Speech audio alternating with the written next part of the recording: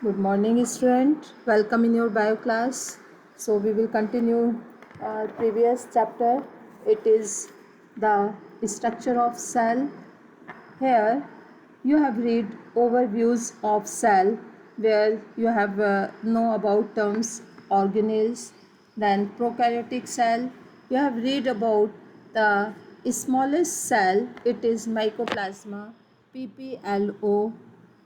Clear, student? And secondly, after that you have read uh, typical eukaryotic cell, typical bacteria cell, its shape and size, then cell envelope and its modification.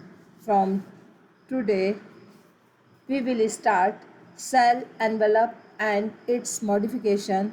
It is about basically prokaryotic cell envelope and its modification. So in cell envelope and modification we have discussed prokaryotic cell. कौन सी cell को discuss करना है इसमें हमको? Prokaryotic cell. The prokaryotic cell. In prokaryotic cell we will study which cell? Bacteria cell. कौन सी cell को स्टडी करते हैं हम लोग? बैक्टीरिया सेल को स्टडी करते हैं. ठीक है. Bacteria cell it's have a chemical complex cell envelope. इसका जो सेल एनवेलप होता है बहुत कॉम्प्लेक्स होता है. Means it is multiply many type of biomolecules. The cell envelope consist of tightly bond 3-layer structure. Cell envelope basically 3-layered structure है. कितने layer? 3-layer structure होता है और बहुत कॉम्प्लिकेटेड है बिकॉज ये सेल के प्रोटेक्ट करता है. It's protect cell. Clear, student? So cell envelope consists of tightly bound 3-layer structure. The outermost layer is glycocalyx. outermost layer किसकी है? Glycocalyx.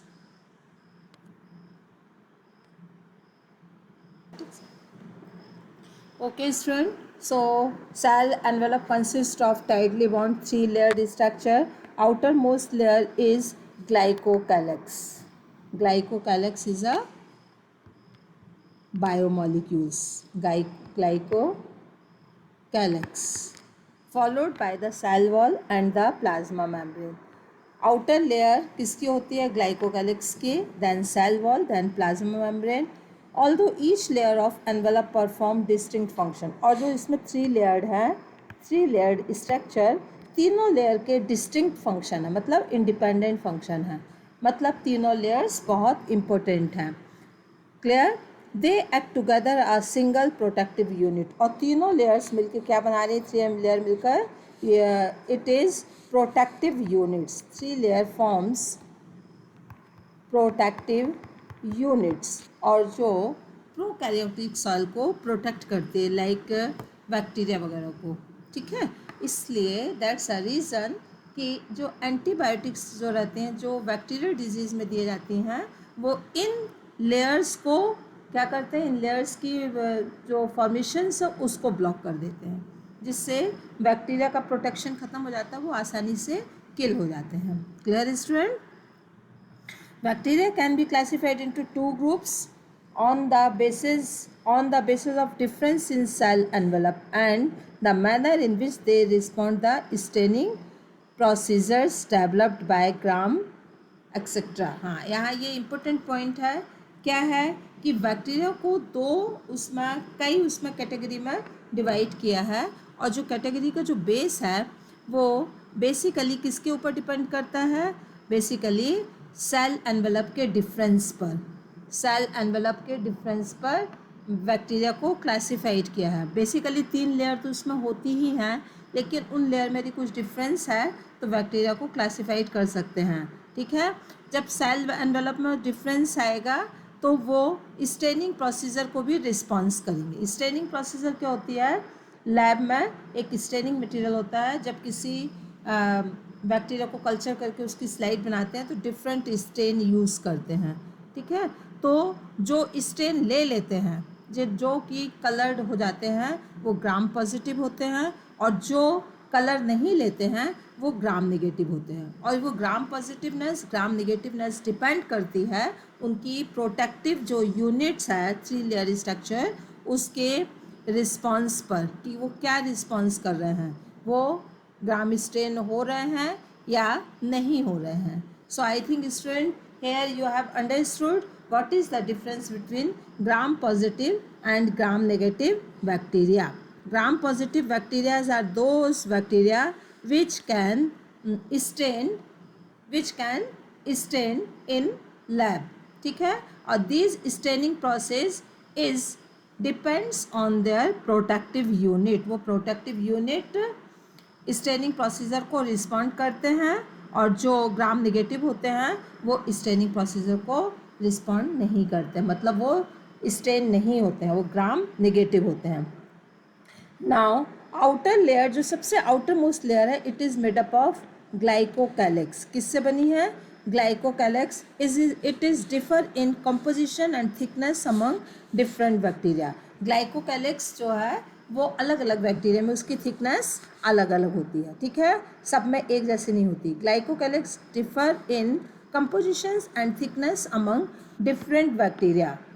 It could be loose sheet called a slime mould. जो bacteria के चारों तरफ एक smooth layer की covering होती है, this is called as slime layer. कभी किसी किसी बैक्टीरिया में स्लाइम लेयर थोड़ा कॉम्पैक्ट हो जाती है। In some while in others it may be thick and tough, और किसी बैक्टीरिया में टफ बन के क्या बना लेती है? Capsule. So what is the difference between slime layer and capsule? Slime layer is a loose sheet. Slime layer क्या है? लूज शीट है, loose sheet, clear, loose sheet.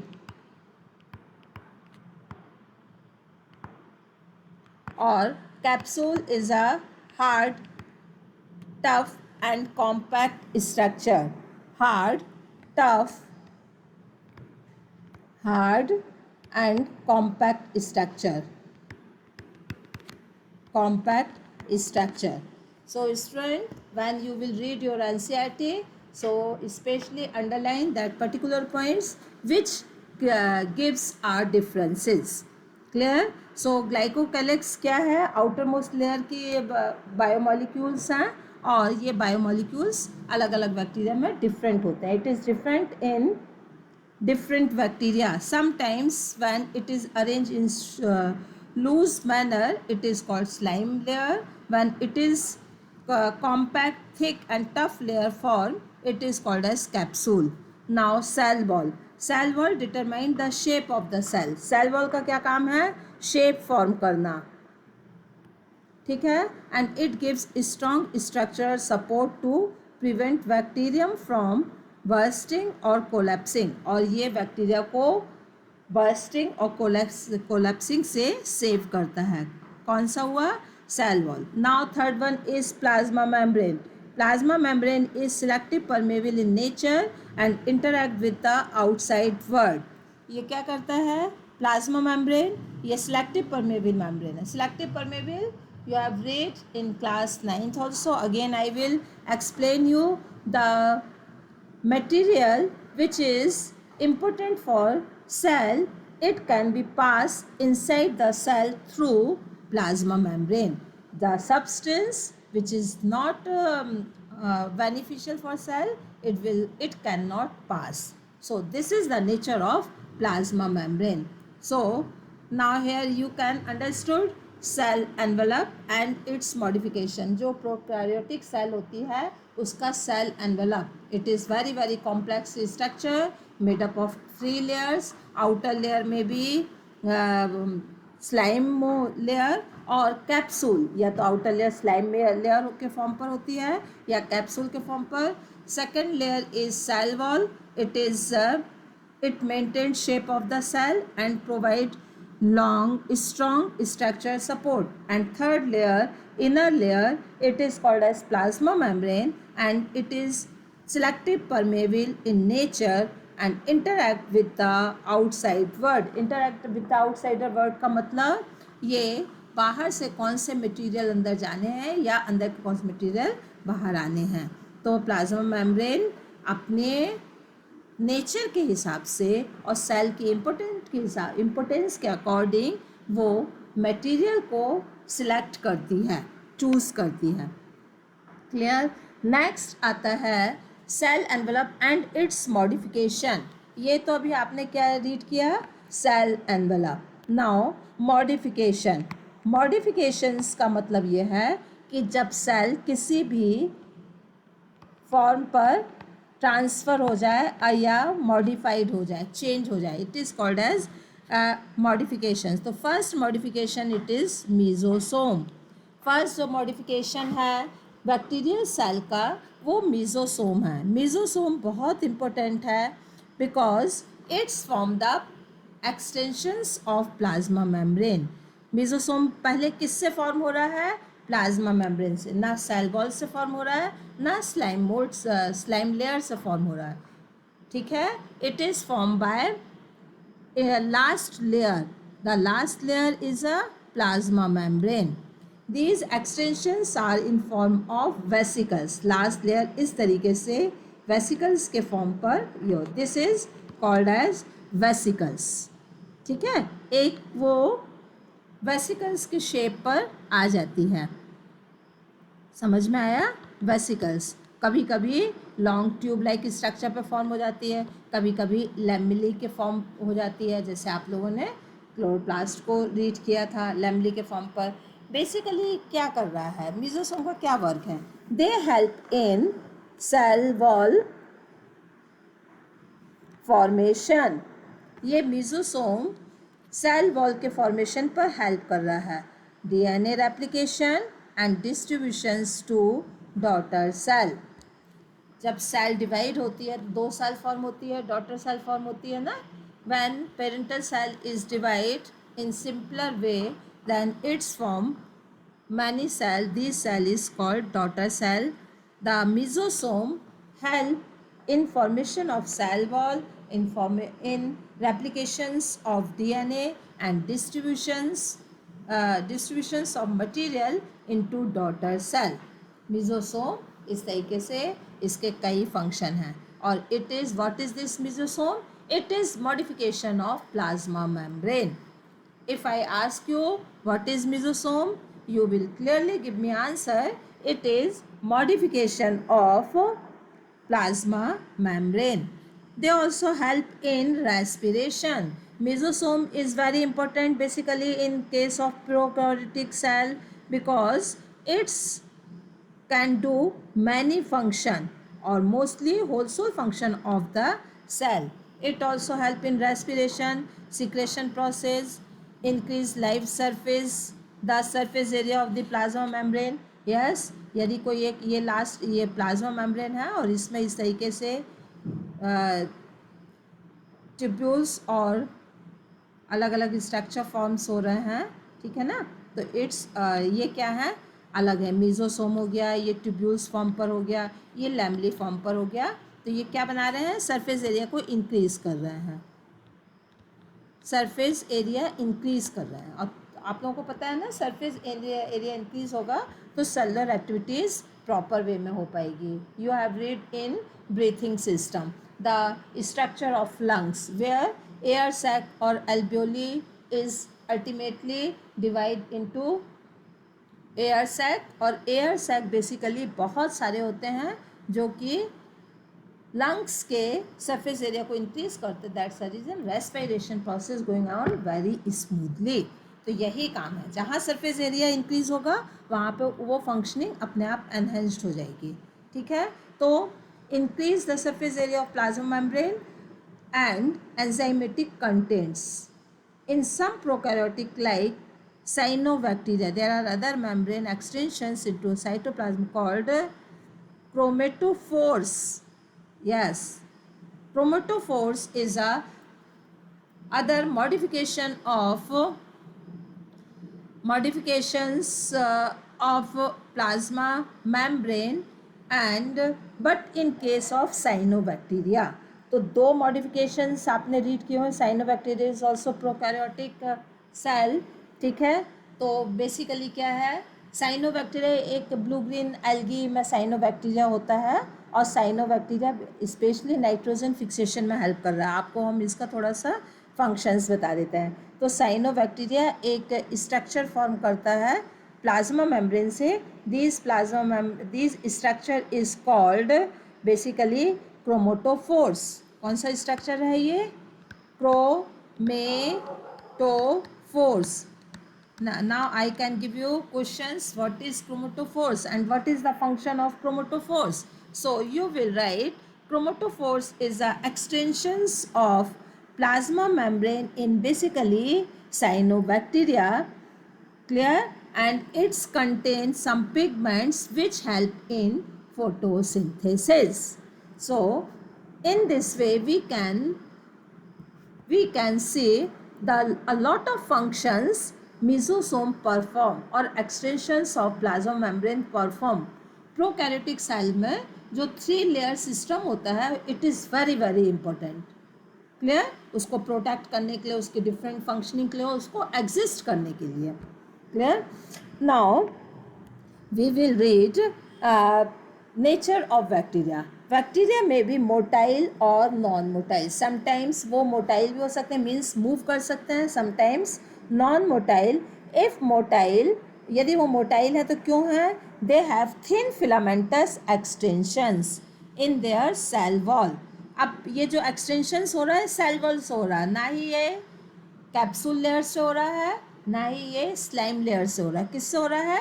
जो मिडिल लेयर है सेल वॉल, ठीक है। आउटर लेयर ये slime mould का हुआ, इनर लेयर सेल वॉल, और लास्ट लेयर होती है प्लाज्मा मेम्ब्रेन। तो प्लाज्मा मेम्ब्रेन के आपने 2 एक्सटेंशंस रीड किए, मॉडिफिकेशन, इट इज़ मीजोसोम। और जो फ्लैजला लाइक स्ट्रक्चर फॉर्म होता है ये किससे फॉर्म हो रहा है? सेल वॉल से। It is extension of cell wall. Clear? तो जो मोटाइल बैक्टीरिया हैं दे कंटेन फ्लैजला, और flagella is basically form by cell wall. Basically flagella has 3 part. ये इसकी बेसल बॉडी हो जाएगी। कौन सी बॉडी? जिस जगह से निकल रहा है, basal body. The filamentous is longest portion extend from cell surface, और ये बाहर की ओर स्लाइम लेयर से भी बाहर की ओर निकल कर एक एक्सटेंड हो जाता है। ठीक है? क्लियर? बैक्टीरिया, फ्लैजला, पिली and fimbriae is also surface structure of the bacteria. Flagella के अलावा छोटे छोटे से भी एक्सटेंशन होते हैं। दिस इज पिली एंड फिम्ब्री। 2 टर्म्स और हैं, पिली एंड फिम्ब्री। ये भी किससे निकल रहे हैं? ये भी मिडिल लेयर से, सेल वॉल से निकल रहे हैं, but they not help in their role of motility. चलने में ये हेल्प नहीं कर रहे, मूवमेंट में हेल्प नहीं कर रहे हैं। किस में हेल्प कर रहे हैं? Pili are elongated tubular structure, it is form of special protein, and fimbriae is small bristles like fibre sprouted out of the cell, cell से बाहर निकला होता है। ठीक है? ये इसका एक स्केलेटन सिस्टम फॉर्म करने में हेल्प कर रहे हैं, मोटिलिटी में हेल्प नहीं कर रहे हैं। मोटिलिटी में क्या हेल्प कर रहा है? सिर्फ फ्लैजिला। किस में हेल्प कर रहा है? मोटिलिटी में, मोटिलिटी में, सॉरी मूवेबिलिटी में, मूवेबिलिटी में और मोटिलिटी। क्लियर? और जो फिम्ब्री है it is made up of special protein. Fimbriae किससे फॉर्म हो रही है? प्रोटीन से। Sorry, pili are made up of protein and fimbriae is, it is just sprout out of the cell, cell से ये जस्ट निकली रहती है, and it's made a concrete shape. ये कोई भी एक शेप प्रोवाइड करती है। Clear? So I think you can write short notes of the cell envelope and its modifications. So student, prepared for these questions, I will give you home assignment. What is cell envelope and its modification? Now next point is ribosome and inclusions body. ये we are reading ribosomes and inclusions body. Basically in regard of cell, it may be prokaryotic cell, it may be eukaryotic cell. Clear student? तो जो difference होता जाएगा वो मैं आपको clear करती जाऊंगी. Ribosome and inclusions body. Inclusions body जो बॉडी से और एक्स्ट्रा सेल बॉडी से जो एक्स्ट्रा स्ट्रक्चर फॉर्म हो रहा है, this is called as inclusions. So first we will read about ribosome. Ribosomes are present in prokaryotic cell and eukaryotic cell. Both cell contain ribosomes, but their units are different. Clear? The prokaryotic cell is made up of many ribosomes, or it is called as polysome. Clear? Or eukaryotic cell is made up of only ribosomes. Secondly, उनके size में difference होता है. 70S prokaryotic cell contain 70S ribosome. कौन कितना ribosome है? 70S. तो there are two basic characteristic feature of ribosome in prokaryotic cell. First, 70S ribosomes are present. Second, ribosomes are attached to form single mRNA or form a chain-like structure. It is called as polyribosomes. Polyribosome से एक structure form होता है जो कई सारे ribosome से chain में attach होते जाते हैं. ठीक है, एक mRNA के ऊपर. अभी आप लोगों को क्लास 12th में क्लियर होगा कि राइबोसोम्स mRNA में क्यों अटैच होते हैं ड्यूरिंग प्रोटीन फॉर्मेशंस. सो mRNA का के ऊपर अटैच होना इट इज़ रिक्वायरमेंट. और जब बहुत सारे RNA राइबोसोम mRNA पर अटैच हो जाते हैं एक चेन लाइक मैनर पर, it is called as polysome. Clear? Eukaryotic cell में डिफरेंट होता है, पॉलीसोम नहीं होता है. यूकैरियोटिक सेल में सीधे सिंपल राइबोसोम्स होते हैं एंड यहाँ पर उसका साइज भी 70S ना होके 80S का होता है. That I will discuss in eukaryotic cell.